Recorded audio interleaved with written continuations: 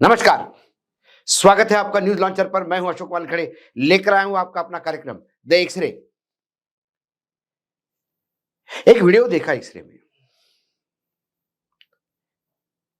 एक पुलिस वाला एक मासूम बच्चे की पिटाई कर रहा है। ताज्जुब लगा। साइकिल चलाते हुए बच्चे के मुंह पे मुक्का मारता है। यह वीडियो बहुत वायरल हुआ। आप भी देखिए।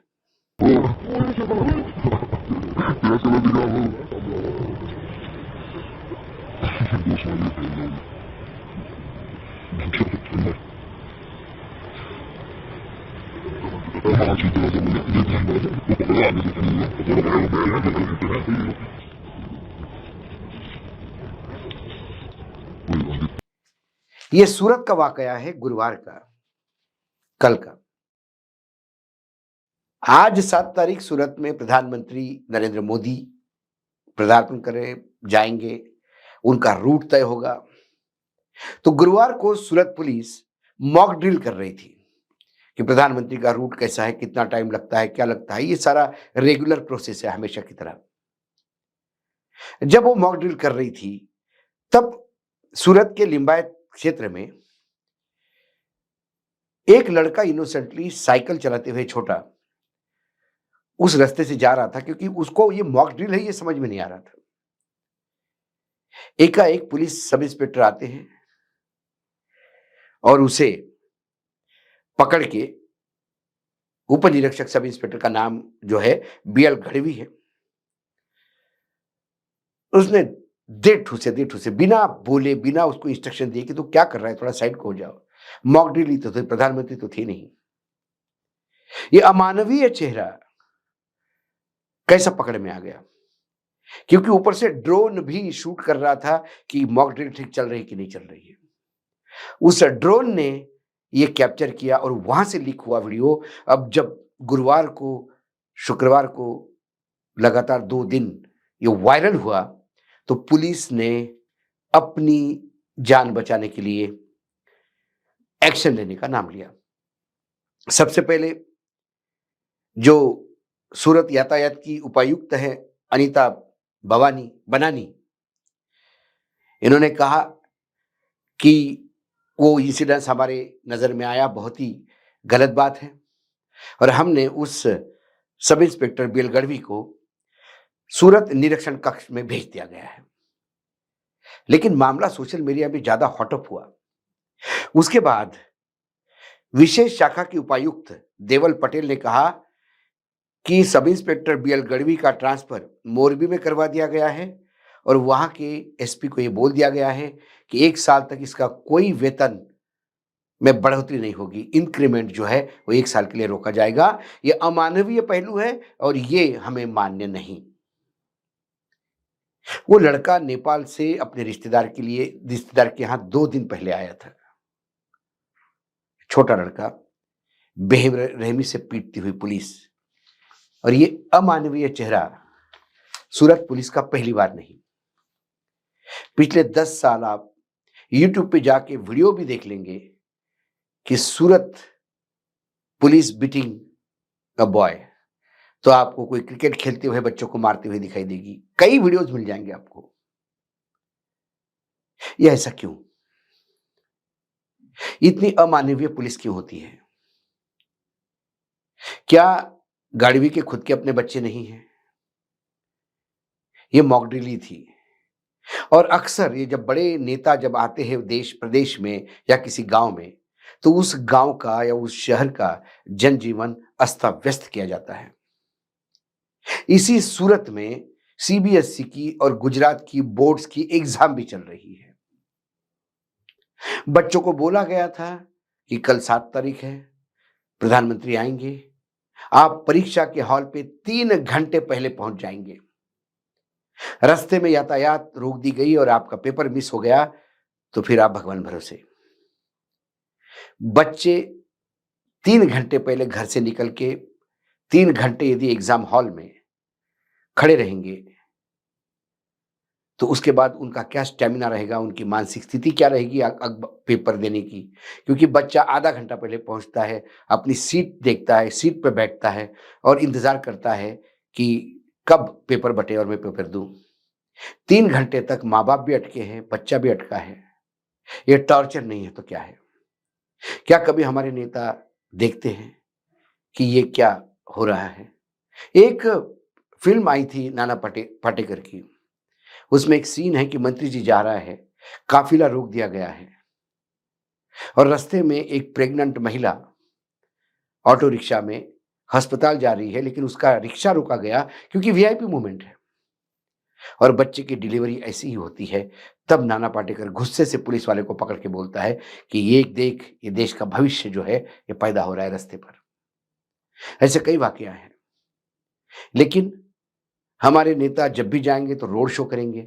उन्हें ये पता नहीं है कि उनके रोड शो करने से उस जनजीवन कैसा अस्त-व्यस्त हो जाता है।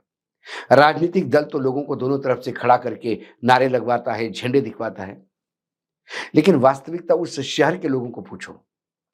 जब भी उन्हें खबर लगती है कि कोई बड़ा नेता उनके यहाँ आने वाला है, तो उनके रोंगटे खड़े हो जाते हैं। उन्हें लगता है कि अब कम से कम 2 दिन के लिए ये शहर अस्त-व्यस्त है। कई लोग अपने कार्यक्रम कर्टेल करते हैं, कई लोग अपने कार्यक्रम पोस्टपोन करते हैं क्योंकि प्रधानमंत्री जी आ रहे हैं, क्योंकि गृह मंत्री जी आ रहे हैं, क्योंकि मुख्यमंत्री जी आ रहे हैं। क्या हमारे नेता सामान्य ज़िंदगी नहीं जी सकते?